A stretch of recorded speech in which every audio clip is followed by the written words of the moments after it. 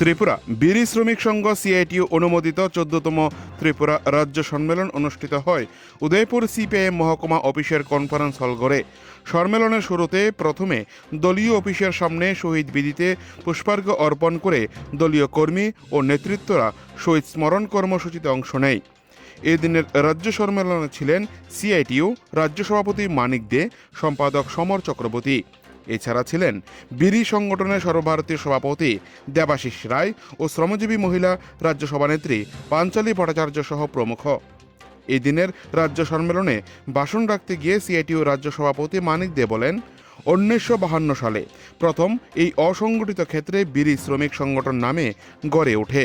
তার পূর্বে বিড়ি শ্রমিকরা বিক্ষিপ্তভাবে বিড়ি তৈরির কাজ করত। এই বিড়ি শ্রমিকদের উপর মালিকরা নির্মম অত্যাচার করে আসছিল। দৈনন্দিন মালিকদের অত্যাচার থেকে মুক্তি পাওয়ার লক্ষ্যে শ্রমিকদের সংগঠিত হয়ে এই সংগঠন তৈরি করে। বর্তমানে সংগঠনটি 7টি বিভাগে শ্রমিক অধ্যুষিত এলাকায় কাজ করছে। বর্তমান পরিবেশ পরিস্থিতি অনুযায়ী সংগঠনকে শক্তিশালী করার আন্তরিক প্রয়াস জারি রাখার আহ্বান জানিয়েছেন তিনি। পাশাপাশি রাজ্য সরকারকে তীব্র আক্রমণ করেন সিআইটিইউ রাজ্য সভাপতি মানিক দে। তিনি বলেন, রাজ্যে হাজার হাজার শূন্য পদ পূরণ বা নতুন পদ সৃষ্টি করে বেকার যুবক যুবতীদের কর্মসংস্থানে সরকার চরম ব্যর্থতার পরিচয় দিয়েছে। রাজ্যে বর্তমান সময়ে 60,000-এরও বেশি শূন্য পদে নিয়োগের উদ্যোগ হিমঘরে। এদিন বিড়ি শ্রমিকদের রাজ্য সম্মেলনে ব্যাপক সংখ্যায় ব্যাপক সাড়া লক্ষ্য করা যায়।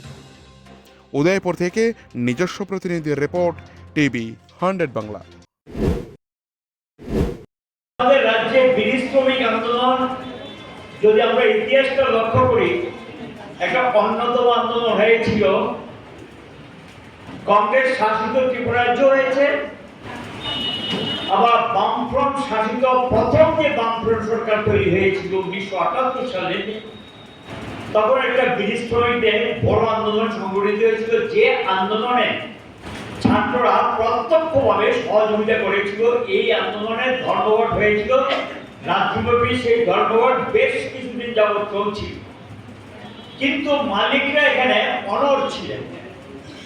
দীর্ঘদিন আন্দোলনটা চলার পর আমার যা মনে পড়ছে, শিক্ষা বিড়ির মালিক ছাড়া অন্য বিড়ির মালিক যারা ছিলেন তারা একটা মীমাংসায় এসেছে। আমরা ধর্মঘট প্রত্যাহার করিনি।